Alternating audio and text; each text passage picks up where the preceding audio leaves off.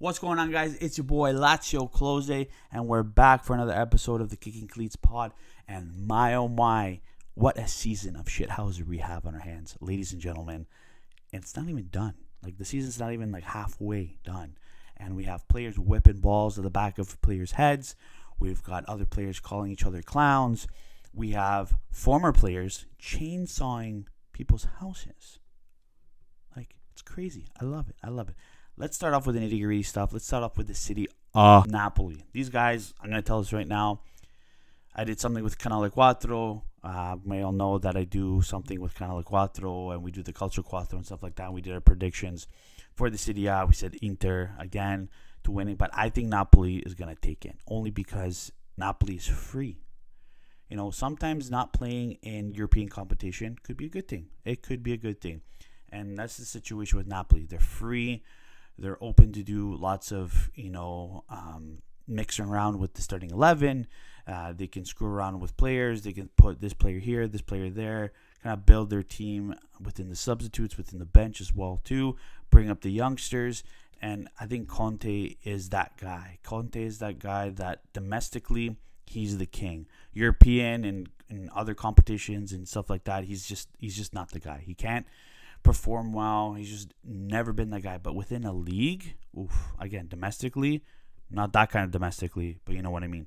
He can do well. He's just that guy. He's very fierce, very passionate about the team, day in and day out. And I mean, they thrashed Como. They thrashed Fabregas's Como 3-1. It looked like Como, in this season so far, it looked like they were going a little bit of a high. And Conte's like, no, hold my espresso. You're going down. That's what happened. 3-1. Atlanta. This is a weird club. Atlanta is a weird club because, we all kind of predicted that they were going to do very well. They were going to fight with the Scudetto. And then all of a sudden, they lose 10 to 12 players. Something like that. Something crazy. Lose all these players. They don't build on that kind of Europa League win run that they had. They don't build on that. They do the opposite. And I can kind of I could see why Gasperini was so bad, Geppetto Gasperini, which again I don't hate, Mr. 352. I can understand him at this point that he's not very happy with the club. He's not very happy with the president. He's not very happy with the transfers that came in. However, nevertheless, they did thrash Genoa 5-1 and Retegui. What did I say to you guys? Retegui is going to be the Golden Boot winner. I said that Lautaro Martinez is going to have a crappy season. He's not going to perform. The stuff's going to catch up to him. He's going to leave after this season. I think he's going to go to Atletico or wherever it may be. It doesn't really matter. Retegui is the new guy. Move over. Lautaro Martinez. Retegui is the guy. The half-breed is the guy to score you the goals. And let's hope by the time the World Cup comes and good old Canada and the States and Mexico, that this guy's going to be there. He's going to be our new number 9. Obviously, we have enough time to establish him as that concrete number 9. But I think this guy, if he keeps going at this rate, he's going to thrash that table. Craziness. Into Torino. This was a scrappy match. I was kind of low-key cheering for Torino, only because Torino's been very good. This is a different season under a new coach. Obviously, I don't want to see Inter win all the time. But Thuram, you can't stop that guy. That's a hat-trick hero. This is a guy that he's come from last season on a free. Again, Inter's very good at picking up players for free and just giving them steroids or something and just make them overpowering and score all these bunch of goals, right? And that was the situation with Thuram. 3-2, it was kind of back and forth, but we all knew in the beginning that Inter were gonna win this for sure. My boys, Lazio, they're on a good run. I think it's 4 or 5 straight. I think 12 in total. They're on a hot run. I love it. I love how Pedro's back. I think he's been scoring 2 goals in the last 2 games. He got man of the match last game. So I think this is against an Empoli that is very dangerous. Very, very dangerous. They're very unpredictable. The whole league is very unpredictable. I stopped betting on Serie A. My whole friends stopped betting on Serie A. It's very unpredictable. You don't know what's going to happen. And I love it, though. I love it. I will bet on anything else, but Serie A, get out of my face. I'm not putting a penny on you this season. Not even a penny. Not even a little bit of my booster money. I'm not even doing it. I'm not doing it. So Lazio, coming up on top, and I think they've kind of well established themselves so far. I mean, they've lost a lot of players this offseason. I mean, obviously Immobile being one of them, which Immobile, 10 goals in the Turkish league. 10 goals, I believe. 10 goals. I think 10 goals in total. He's been scoring a whole whack of goals in the Turkish league.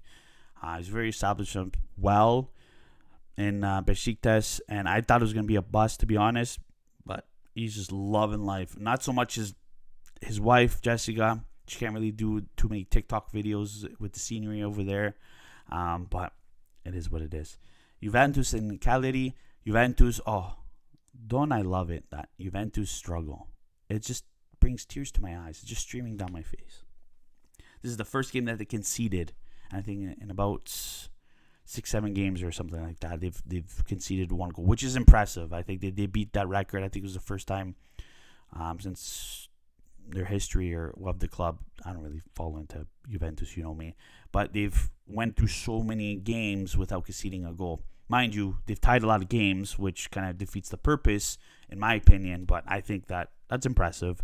But Cagliari's like, no, not today. We're gonna score a goal. We're gonna beat that. And I mean, if it was Inter, if it was another team, Napoli, I would have been like, meh, whatever. But seeing as Cagliari, who is a team that don't really do so hot in all the seasons, they were able to do it. It just adds it a little more of a sting there. I love it. Two foods coming together and playing against each other. Bologna cold cuts, I said it. Bologna cold cuts and Parmigiano 0-0. Wow. I mean, you should add the mozzarella like Monza, and that would have been a nice, something going on there. So 0-0 for Bologna and Parma, and then we look over to Monza and Roma. This is an interesting game because this is a game that Roma should have won. Monza is kind of facing relegation at the time being, with Nesta not doing so well at this club. Now, there's rumors going around that Juric from Roma was going to get sacked if he didn't win this game. Other people saying it was false. Other people saying it was real. If it was real, Roma, you're out of your goddamn mind. Are you serious right now? This just goes to show that Serie A is a cutthroat league, okay? Why would this guy only played literally, he's been there for a hot second, and you're already wanting to sack him. And this isn't a high-profile coach. This is Juric. This is a guy that, okay, Verona, Torino, he's had his own system. He did okay, not crazy. But the guy literally just came in. You made a whole commotion of firing De Rossi, right? But now you're like, no, we're going to fire this guy. Who the hell are you going to bring back? So you're going to have 2 coaches. You're going to pay for 2 coaches remaining of their contracts. Why? Why would you do that? Why would you? It makes no sense. So I hope it's false. I hope it's not true. This guy needs more time. Again, his record isn't the greatest, but give the guy some time. He literally just got there. He didn't have time to put his bags down, and you already want to sack the guy. I don't. This is why this league needs Italian owners. Stick it to that. I mean, Lazio's got one, and he's pretty useless. But aside from the fact, we just need more Italian owners. We can't have these foreign owners that don't know really the sport that come in, buying all these different football clubs and thinking that they've got everything under control, which they don't. So hopefully, and again, I'm a Lazio fan, so I don't really boost up Roma that much. However, if it would happen to me, I'd be pretty saucy, right? I'd be pretty pissed off. Sugoi, if you want to put it in WAP terms. Fiorentina and Milan. Now, I think the stat is David De Gea. I think within his 10 years, he saved about a handful of, I think two spot kicks. And just in 2-3 games of Fiorentina, he's leveled that record with 2 against Milan. And he's been the first Serie A player since 2016 to save 2 penalties in a row in a single game. Craziness. Fiorentina and Milan, this was a good game. It was kind of a little salt to the wounds for Milan because the former player, Adel, did score against Milan. Pulisic for Milan, though, can't stop scoring. I think this guy is going to do a big money move. I think he's going to go to Liverpool. I think he's going to go back to the Prem. I mean, I want to be mad. I mean, I would love him to stay in Serie A, but I just don't. I don't see it happening. If he continues with this hot form, I think it's gonna happen. It's inevitable. Oh, I think I said it right. Okay, great, perfect. Yeah. So I think that Milan. Again, I still think Fonseca's not gonna make it to January. I don't care what anybody says. I know that's kind of wild, but this guy, okay, he won against Inter, big whoop. That can only save you for so long. I don't think it's not gonna do well for you. With this Fiorentina loss, which he should have won, on paper, obviously, I think that, I think his days are numbered. I think the club is really sitting down and say, okay, let's kind of review everything. Zlatan's obviously in there, and I think they say he defends him, whatever. I don't think he's defending him. I think it's all of a lie. I think he wants him out of there secretly. So he wants best for the club.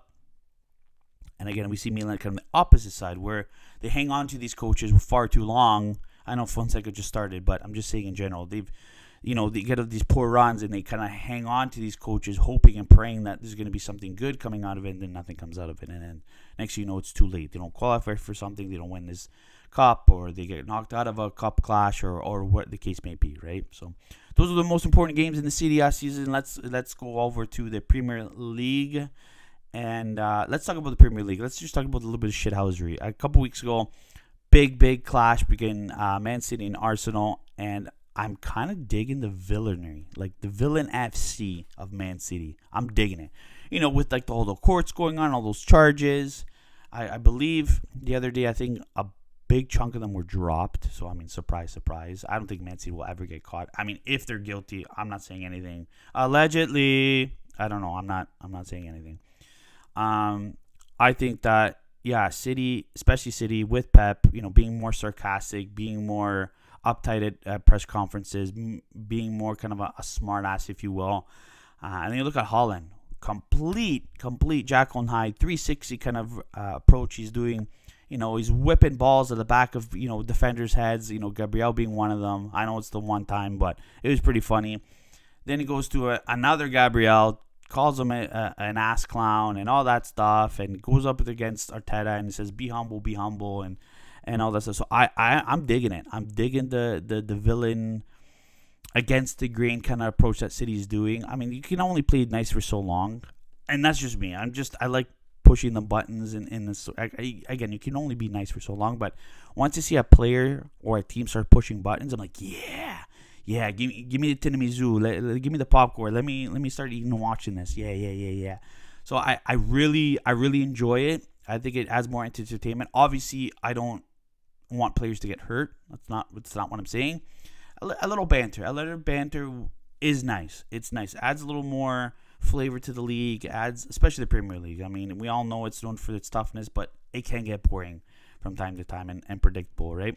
Let's just jump into the games. Liverpool, Crystal Palace, kind of a tight game, as you will. With Liverpool, a game that they should have won 3-0. I mean, is that too much to ask? Not looking too great. I mean, the table looks pretty good for them, but I don't know. I just feel like the Dutch Mr. Clean, I think he's like, I don't know. He just feels so weird. He doesn't look like a coach for them. He just looks like, the water boy or kit manager. He doesn't, I don't know. I miss Klopp too much over there. Even though I'm not a Liverpool fan, I love Klopp there way too much. Arsenal, smooth sailing for Arsenal. The Gunners beating Southampton 3-1, in which Arsenal, they're setting new protocols for people that visiting the pitch, celebrities and all that stuff, especially with Conor McGregor. Now, there's a video of him sparring with Saka, who potentially almost got a injury out of this, and they were kind of play fighting. He's throwing some kicks and roundhouses and stuff like that. He didn't get hurt or anything like that. But Arsenal are like, no. We paid big money for this guy. He is our product. Do not touch him. So they're setting more. I think Arteta was kind of behind this as well, too. Rightfully so. Set up a new rule, new procedures for, celebrities or guests coming onto the field. Less contact, less physical interactions and stuff like that. Last thing you need is a player to get hurt or get knocked out by, former UFC champion, right? West Ham thrashing Ipswich 4-1. Brentford beating Wolverhampton 5-3. Man City and Fulham. I really like this game. This game was very interesting. Pereira just giving us the kind of reminder of the C, hitting the Man City fans with the Cristiano Ronaldo C. That was good to see. And I like how Pep went up to Toure and kind of coached him a little bit.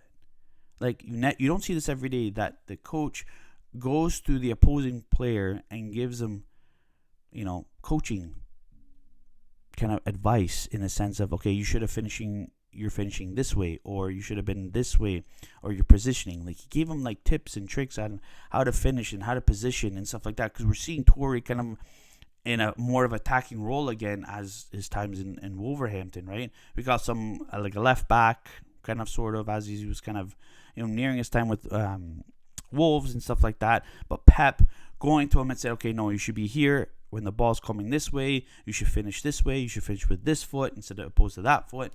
And it was very good to see. That this is what I mean. I mean, again, we just talked about a whole villainy thing and labeling them as the villains of the season. However, they got a little bit of a soft side. It's very good to see. A coach, very good sportsmanship of a coach, going to the opposing player and saying, listen, like, you want to finish, do. And a lot of coaches don't do that. They would say, no, screw that. So it may bite Pep in the butt because, over the years, Toure has given Pep problems when he was over Wolverhampton. I believe it was 2020. They beat Man City. That was a great game. Oh, if anybody remembers that game, that was a great game for Wolves. And then we're seeing Chelsea kind of dipping a little bit down, but we saw a little bit of a rise. Chelsea tying with Nottingham Forest 1-1. Brighton. I mean, guys, Brighton. Can we talk about Brighton for a second? I think these guys are going to do very, very well. I mean, we look at the table right now. They're in 6th. I mean, Tottenham is nowhere to be found. They're in 9th. And it was a very back and forth kind of team, kind of playing style. And his new coach that's coming in, the young German coach, I believe he's like 32, and he's doing very, very well. I was very nervous for Brighton. I thought Cherby, was the guy that was going to kind of take them to that next level, further into the European competitions. But Marseille came knocking and he went over there. So good for Brighton. I hope they I like those underdog stories. They've been kind of high up there. They kind of give me that kind of Atlanta feel vibe, if you know what I mean. Atlanta was very, very down there, came from City B, and all of a sudden they're kind of, playing in Champions League and winning cups and all that stuff. So hopefully we can see that with Brighton and stuff like that. Man United. I swear, if Ten Hag doesn't get sacked, Man U, you out of your goddamn mind. Guys, get rid of the guy. Pay him out. Get rid of him. The guy's a loser. Okay? The guy is so high on his high horse. Get rid of him. We already got enough ball-headed coaches in the Prem. Get rid of one. Okay? Please just stop. The guy has an old, outdated philosophy. He still thinks he's in Ajax. He still thinks he's got this total football Dutch approach or whatever with these guys. And if your man of the match and again, I'm not talking shit about any player, but if your man of the match is Evans, who's 36 years old, and again, I love that guy. That guy works hard, but it's a problem that your CDM or center back that's 36 years old and he's the man of the match. I mean, Bermatov, you said it right, my friend. That's embarrassing. That is embarrassing. You can't have people like that as your man in the matches, especially big games against Aston Villa, which Aston Villa, I mean, these guys are only going to go higher from here. I mean, it's a shame that they tied, but it's only going to get higher from here. So you can't really, you got to get rid of them. Okay, let's move on to the Bundesliga. Now, let's speak about Germans for a second, which I love their pride, and they're very energetic and prideful people. And former Arsenal and German keeper Lehmann, had an altercation with his neighbor, and he chainsawed the shit out of his neighbor's garage. Can you believe it? Imagining that your neighbor is a former football star, and just chainsaws the shit out of your garage.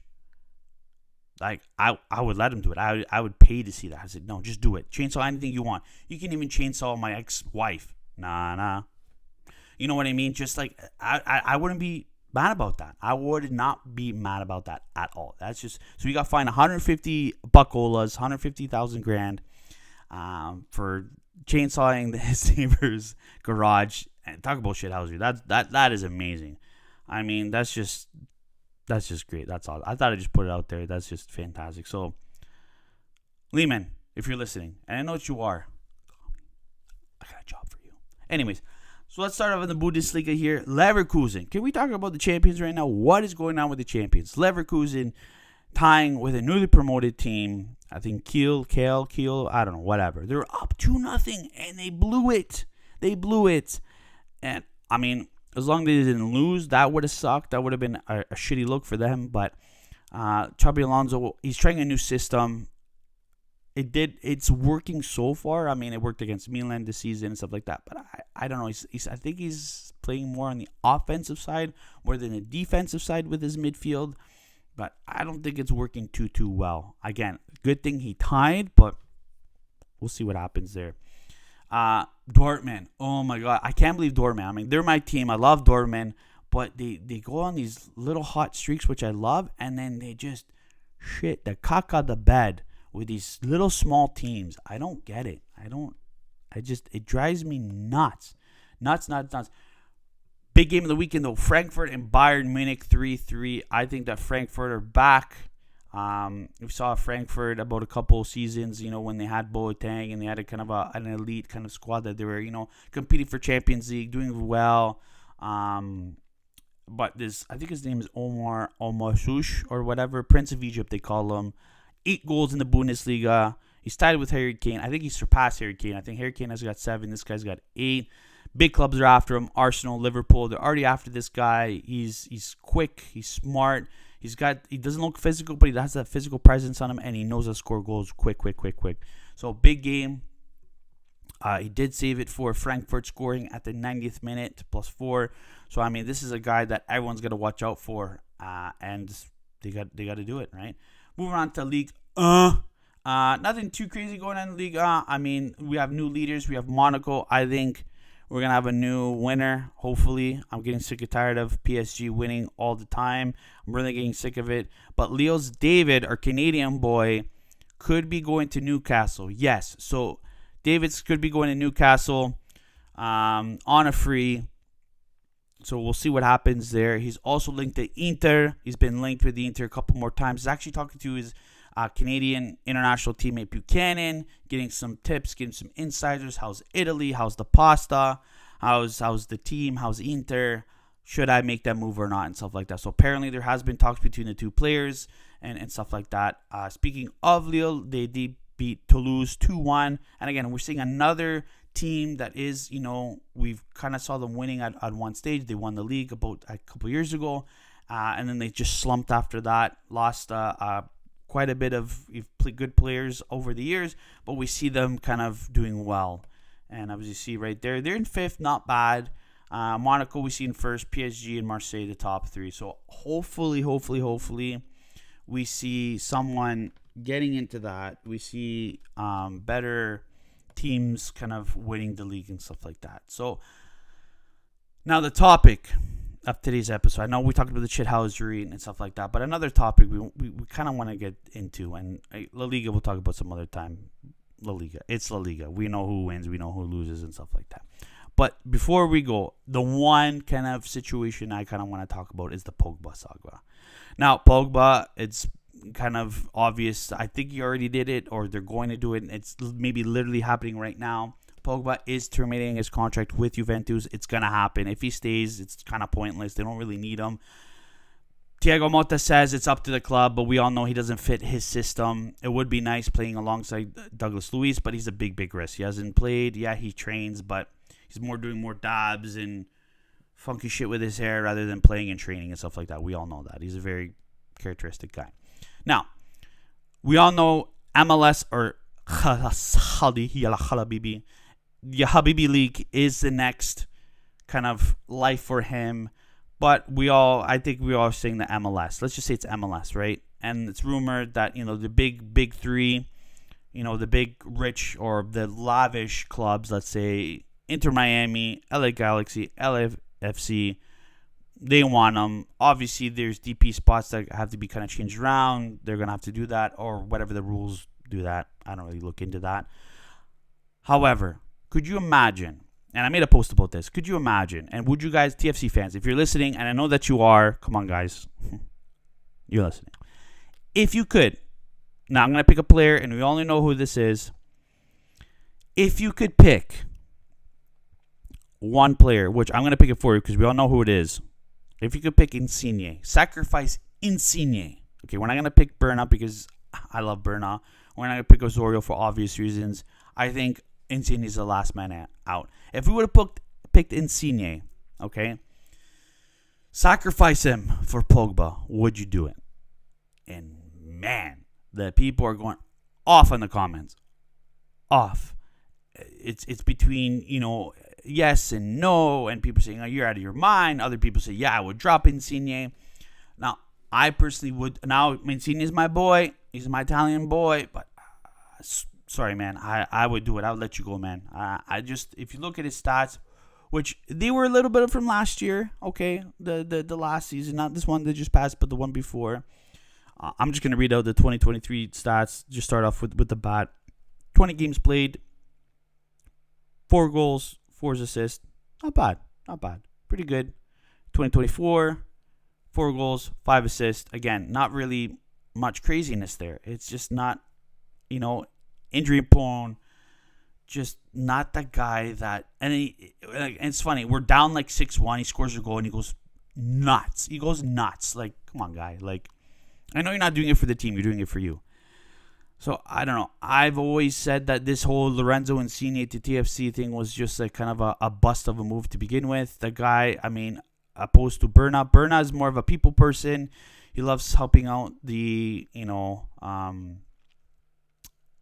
businesses, and he helps up the people. I'm not saying Lorenzo doesn't want to do that. Lorenzo is busy. He's got more kids and stuff like that. I just don't see him going out of his way doing all these events. Like, he did like 1 or 2 events. That was pretty much it, but those are hefty. You know what I mean? I can only imagine. I'm sure Berna gets paid too, but I think Berna just wants to do it. And Insigne wants to do it to get paid, which, can't really hate the guy for that. It is what it is. To each your own. I don't think he's the guy. I don't think he's the guy that is going to be the Jovinko. It's going to make you the difference. He's not going to be the Berna that show that leadership. He's just going to go around swearing more at refs and swearing at players. And I don't think he's and swearing at like CPL players. Are you kidding me? You know what I mean? It's not a good look for him. It's not a good look for the team. And now I'm not saying Pogba's a walk in the park either. He could be a little bit of a diva as well. But I think if we're looking at positioning-wise, we still haven't found that guy to kind of break up that midfield. Yes, we got that Honduras player. He's okay, whatever. But it's that midfield. That midfield will win you the games. Yes, we got strikers. Yes, we got the goalie. But the midfield, you need a solid midfield to win you games. And I feel like TFC fails at that year in and year out. So if we get Pogba, and again, Pogba injury prone as well, forget about the injuries, forget about his hair, forget about all that fun stuff, whatever. Him as a player, that guy, he will set you up with goals. That guy will create the space. That guy will hold up the ball for the wingers, the strikers, and all that stuff. Do it. TFC, do it. I know it's going to be crazy. I know it will never happen, but you never know. Why not? We could see a new number 6. Dancing his way, dabbing his way to the front of the stadium, and I would be happy to get rid of Insigne. One Italian's enough. I'll be okay with the one Italian. You know what I mean? And congratulations to Jovinko becoming front office guy for TFC for sports advisor, and a lot of people said he was going to come back to play. I didn't really see that happening, but good for him and stuff like that. So. Before we go, I really hope all this shithousery stuff, commences. We need the banter. We need all that stuff. Guys, stop being babies. Stop being little whiny. Oh, why did he do that? Why did he throw the ball? Stop. Just stop. Let's be a little tough here a little bit. I'm not saying let it be hockey where we're beating the living crap out of each other. Nothing like that. Just little shithousery, little banter, little sweet talk between the players. Let's do that, okay? Let's kind of promote that. Just a little bit. Just a little bit. Like 50 Cent said. Just a little bit. You know what I mean? All right, guys. Well, I'm sure you're sick of hearing me talking. I love you guys so much. Mangia, beve, fregadenne. Lazio Close. I'm out.